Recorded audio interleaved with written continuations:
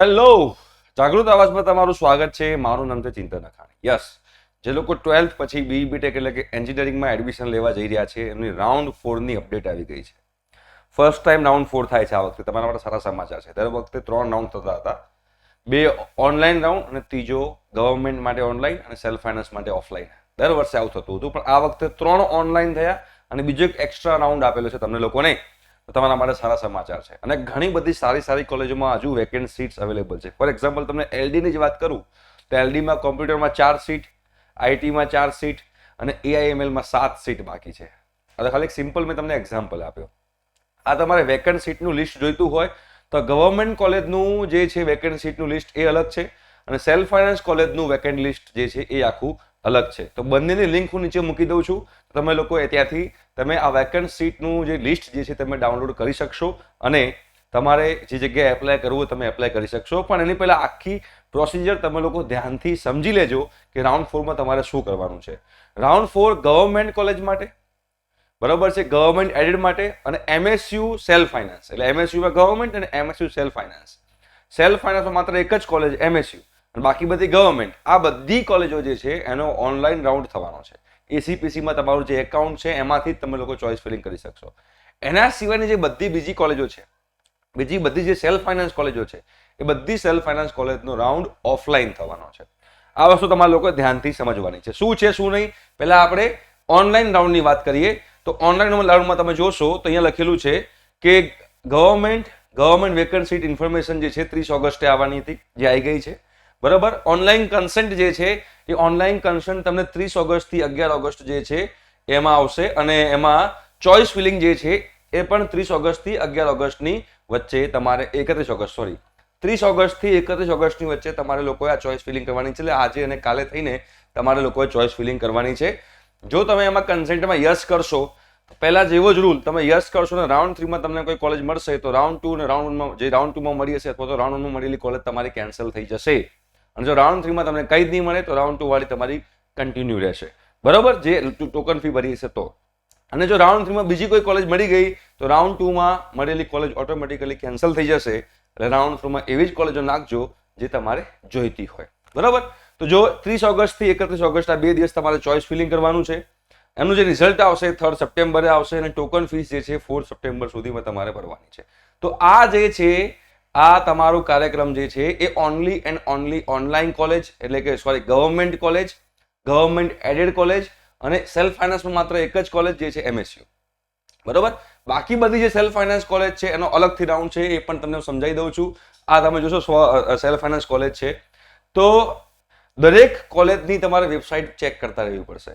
તમારે for example નિરમાની અંદર જવું છે તો નિરમાની પોતાની વેબસાઇટ પર વેકન્ટ સીટનો રાઉન્ડ 12 પડશે. તમારે એનું ફોર્મ ભરવાનું રહેશે.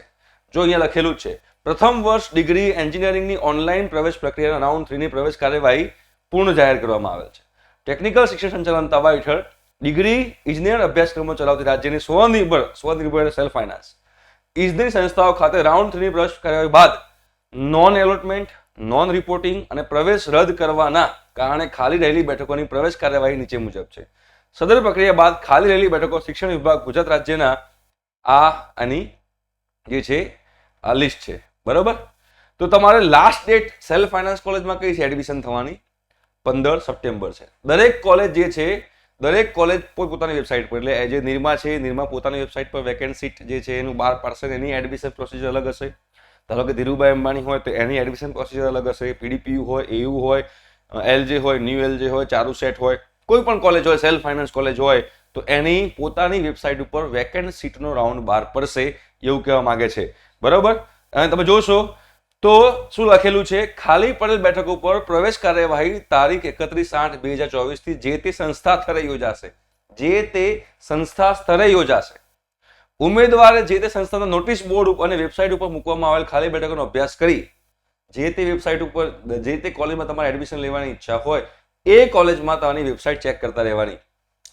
એની ફીને ધ્યાનમાં રાખી સંબંધિત સંસ્થાઓ ખાતે સંસ્થા દ્વારા જાહેર કરેલ કાર્યક્રમ મુજબ જે તે સંસ્થા ખાતે નિયત ₹350 રોકડા ભરીને પ્રવેશ ફોર્મ મેળવવાની સંસ્થા ખાતે પ્રવેશ ફોર્મ જમા કરાવવાનું રહેશે.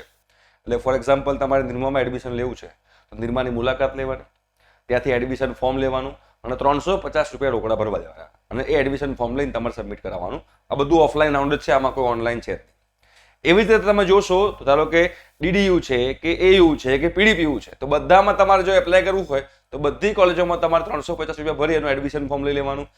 ધારો કે તમારે 4 કોલેજમાં જવું છે તો 350, 350, 350, 350 4 જગ્યાએ તમારે ભરવા પડશે સેલ્ફ ફાઇનાન્સ કોલેજ માટે.